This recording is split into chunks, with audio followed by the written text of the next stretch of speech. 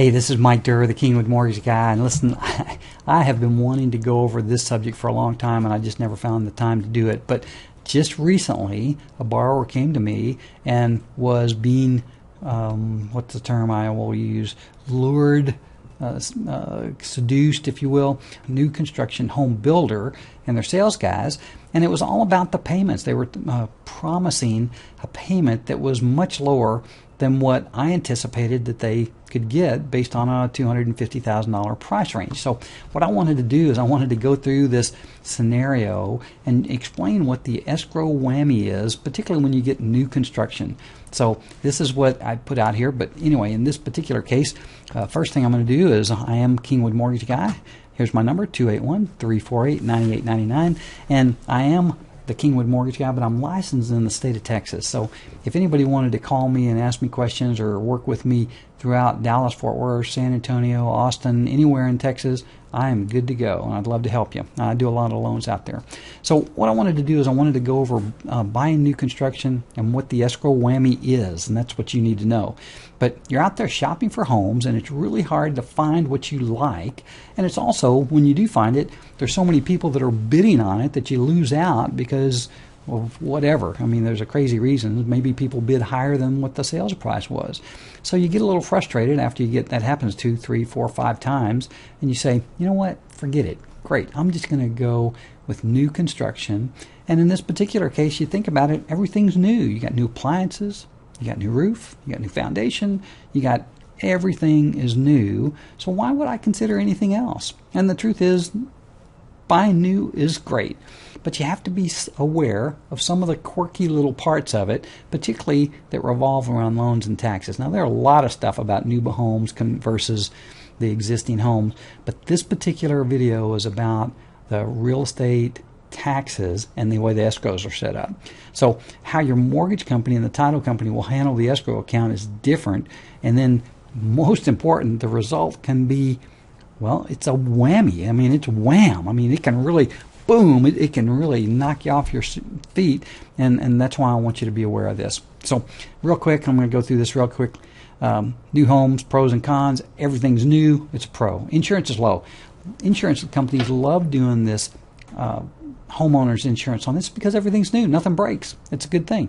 Deals are good, builders will help you, they're easy to work with, they're anxious and aggressive to work with you. The cons is appreciation on a new construction home. It's a little bit of a gamble. I mean, you may get lucky in that they build around you and they build nicer homes, but they can also build lesser homes around you. And the builders, con is builders are aggressive. Sometimes they're too aggressive. They're too much incentivized on the sales thing, and it usually can be sometimes at your expense. And then the other thing of the escrow account is going to be messed up. I mean, it's not a question if, it will, okay? So why would I want to buy an existing home? Well, real quick, location, location, location. Neighborhoods have history. They have trends. And so you can tell when you're buying into a neighborhood that's continually appreciated, a lot of times that'll go on. You also have maturity. They're established. They have schools. And anyway, there's just a lot of comfort knowing that what you're going to get, when in the new home arena, you don't know as much. It can be good, but there's a little bit of a gamble there. So here we go into the lesson. Real estate taxes and home builders. When a builder decides to build a home, the first thing he has to do is he has to buy a lot. He's got to buy a lot to build on. And let's say in our example, we're going to use the lot is priced at $40,000. So the home buyer is going to build a home that he's ultimately going to sell for $250,000.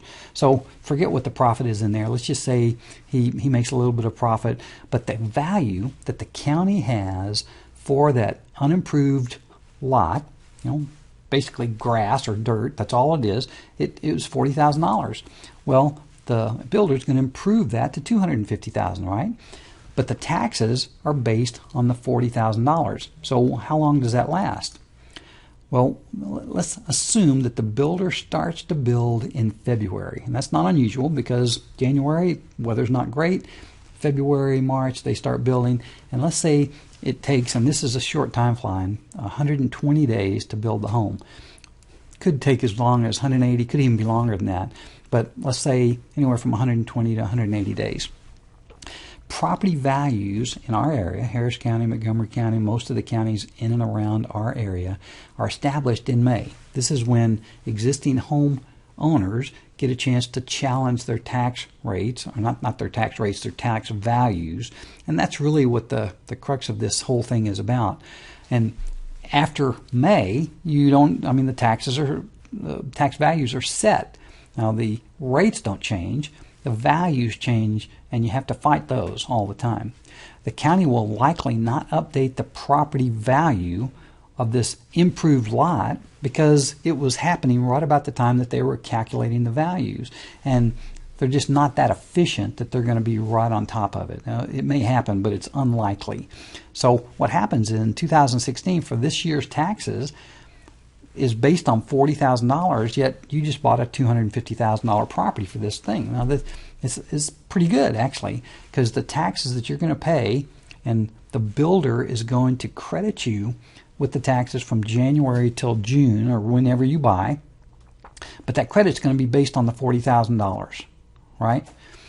You're going to pay taxes in December of 2016 for the whole year. So you get his credit, which is going to be a small credit because it's based on the smaller amount. And the chances are, though, the amount of taxes that you pay will also be the small amount because it didn't get updated by the county in time for them to value it at $250,000. Now, if they did, it would be kind of a rip because you'd be paying a full year of taxes on $250,000, where the builder only contributed the small amount. But that doesn't happen very often, and that's not something that I think is worth worrying about. So here's the deal. How does the mortgage company establish an escrow account for a property that's $250,000? Well, they are going to take the most conservative view they possibly can, and they're going to build that escrow based against the purchase price and the rates. So if they do that, the new construction underwriters, they'll look at the worst case scenario because they don't want you to be underwater right away. They're going to calculate the taxes based on what the sales price was, and the tax rates will stay the same. So the mortgage company is basically giving you worst case number. So their tax escrow amount will be, in this particular case, $250,000 times whatever the tax rate is. And in our example here, and you'd see this in a minute, is our tax amount will be $6,875. Seems like a lot. They do have a mechanism for working on this issue, but it just doesn't work very good. It's just not a good system for doing this. So here's an example. Property purchase price $250,000. Our tax rate is the 2.75. When you calculate that, you get annual taxes of $6,875. But the taxes are going to be based on the $40,000. So the actual taxes, the tax that the county wants from you, are going to be $1,100. So the mortgage company is going to look at that and they're going to go, well, we were ready to pay out just about $7,000, but we only have to pay out $1,100. So that's a good thing. I mean, a lot of positive things are fixing to happen, right? It seems like it anyway. So here's what happens. Taxes are paid in December of 2016. In March of 2017, an analysis is going to be done by the servicing company that handles the payments for your mortgage. And they're going to look to see in your escrow account that you've got $5,700 too much. They're going to go, well, this is crazy. Okay, so what they're going to do is they're going to write you a check back, and they're also going to adjust your mortgage payment down. Now, let me tell you, that's not necessarily a bad thing. You get a check, and your mortgage payments go down. But it's a little bit on the artificial side. So in this example, because you had so much in your escrow account and the taxes were low, your payment goes down almost $500. It's great. Now you're at $1,513. So all of a sudden you start going, man, this is great. This house is a wonderful purchase. But reality's starting to set in. It's 2017 in November. Mortgage servicing company gets the bill for taxes in November 17. Oh my gosh, the bill is for $5,000 more than what is in the mortgage escrow account. Well, this is a problem. The mortgage servicing company is going to go ahead and pay the taxes even though your escrow account is low, but then they're going to alert you that the escrow account was low and that your escrow account needs funds. And now your payment is going up not only for the shortage, but also to get the escrow account back up, so it almost doubles. And now what happens is that your new mortgage payment, instead of being $1,500, is now $2,567. Now, back when we started, the mortgage payment should have been about $1,900. When it goes up to $2,567, a lot of times that's just too much for a lot of people to handle. And it's not unusual to see for sale signs in brand new development. And you kind of go, what happened? Why have they got their home for sale when they obviously, this is a brand new community? And the question is, or the answer is that they got hit with the escrow whammy, because it happens all the time, particularly to people that are not communicated with through this process and they don't know what to do. Well, we're going to tell you what to do. So you just had the new construction whammy put out on you, so what can you do? Well, first off, you got to be aware that this can happen. And if the sales guy doesn't tell you about it, you want to ask about it. When you get the check back from the escrow refund, you get that $5,700, you put it in a savings account right then. Okay? When your payments go down, that $500 a month deduction in your payment, you take that $500 and you put it in that same savings account each month that you possibly can. Every one of them would be my suggestion, so that when they do ask, you've got the money that they're going to need. And so what you do is you're alerted to the shortage. You ask for a lump sum cure. In other words, before they take your mortgage payment up, you want to say, oh, by the way, can you tell me how much it's going to take for me to cure this escrow shortage?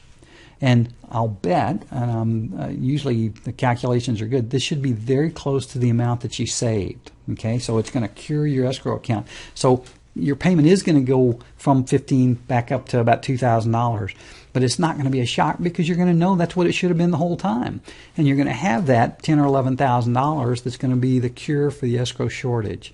So hopefully I didn't go through this too fast, or I didn't stumble over my words, or if you didn't understand any part of this, I want you to call me at 281-348-9899. I am the Kingwood Mortgage Guy, and I am your ally. I want to be your partner when you're buying these houses, so that you know that what's going to happen. And this is one of those things that it won't happen for a year to year and a half after you purchase. So again, signing off, this is Mike Dara. This is a great information for people buying new construction home to watch out for the escrow whammy.